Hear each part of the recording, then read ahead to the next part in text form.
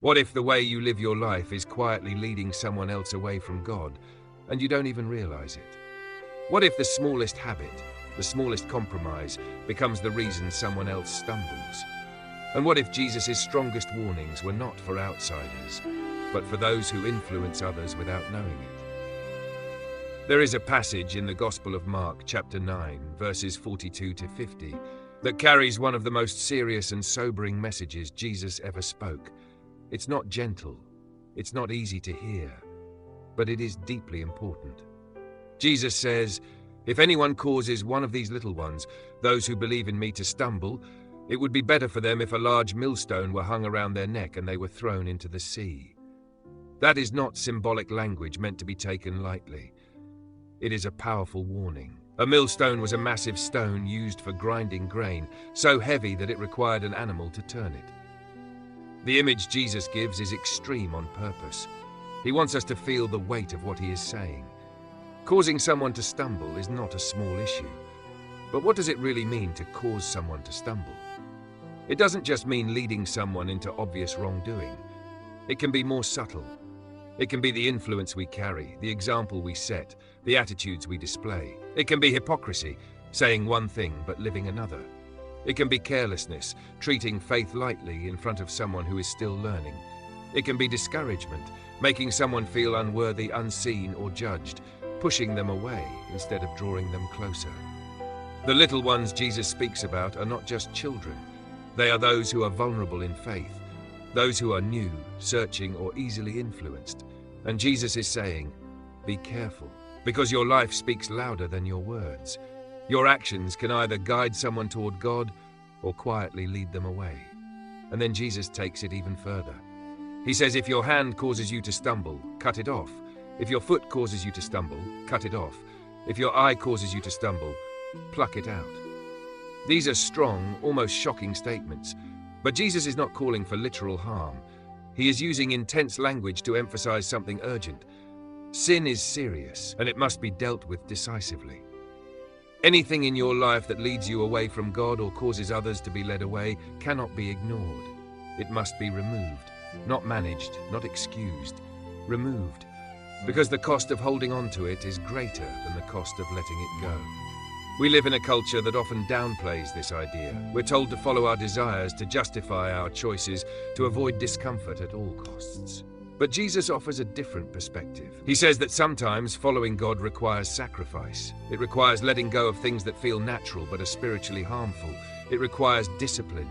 It requires courage. Because the path of life is not always the path of least resistance. And then Jesus speaks about something even deeper, something that many overlook. He talks about fire. Everyone will be salted with fire.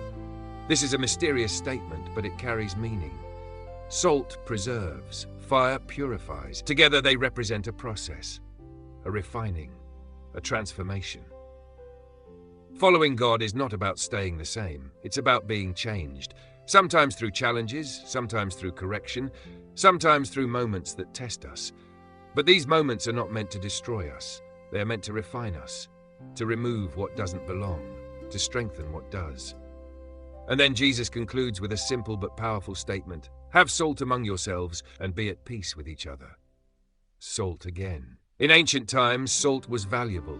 It preserved food, it enhanced flavor. It was even used as a symbol of covenant and loyalty. To have salt means to carry something within you that influences others positively, something that preserves goodness, something that brings out the best, something that reflects God's presence. And to be at peace with each other means to live in harmony, not conflict. To build up, not tear down. So when we look at this entire passage, we see a clear message. Your life matters more than you think, not just for you, but for others. Every choice, every action, every attitude carries influence. You are shaping the environment around you. You are setting an example, whether you intend to or not. And the question is, what kind of example are you setting? Are you leading people closer to truth or creating confusion? Are you encouraging faith or weakening it? Are you building trust or causing doubt? This is not meant to create fear, but awareness. Because when we become aware, we begin to live more intentionally. We begin to think before we act. We begin to consider the impact of our words. We begin to care not just about what is acceptable, but what is beneficial. And this is where the shift in perspective happens. Instead of asking, what can I get away with? We begin to ask, what brings life? Instead of thinking, it doesn't affect anyone else, we begin to realize, it might affect more than I see. Instead of focusing only on ourselves, we begin to see the bigger picture. This is maturity in faith. It's not about perfection. It's about responsibility. It's about understanding that we are part of something larger, that our lives are connected, that our choices ripple outward. And here's something important to remember. This message is not just about avoiding harm. It's also about actively doing good. Because just as we can cause others to stumble, we can also help them stand. We can encourage, we can support, we can inspire. We can be the reason someone keeps going instead of giving up. A kind word at the right time, a patient response instead of anger, a consistent example of integrity. These things matter. They may seem small, but they carry weight. They shape hearts, they build trust. They reflect God's character in a real, visible way. And maybe today, this message is inviting you to reflect, not with guilt, but with honesty. Is there something in your life that needs to be let go? Is there a habit, an attitude, a pattern that is quietly pulling you or others away from what is right? Is there a place where you've been careless, thinking it doesn't matter?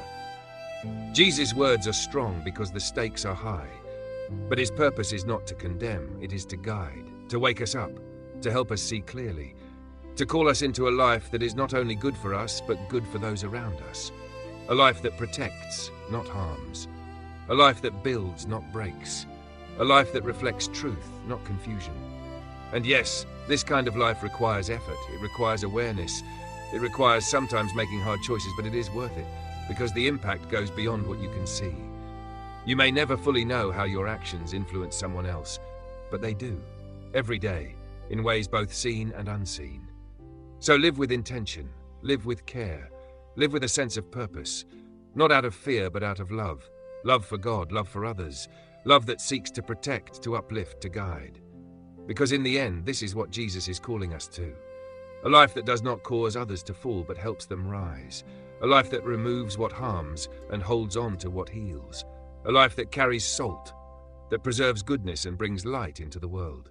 And as you walk this path, remember, you are not alone. Growth takes time. Change is a process, but every step in the right direction matters. Every choice to do better matters. Every moment of awareness matters. So take that step today. Choose what builds. Let go of what harms, and become someone who helps others walk with confidence, not stumble in confusion. Thank you for watching this video. If this message spoke to you, take a moment to like, follow the channel, and share this video with someone who needs to hear it today.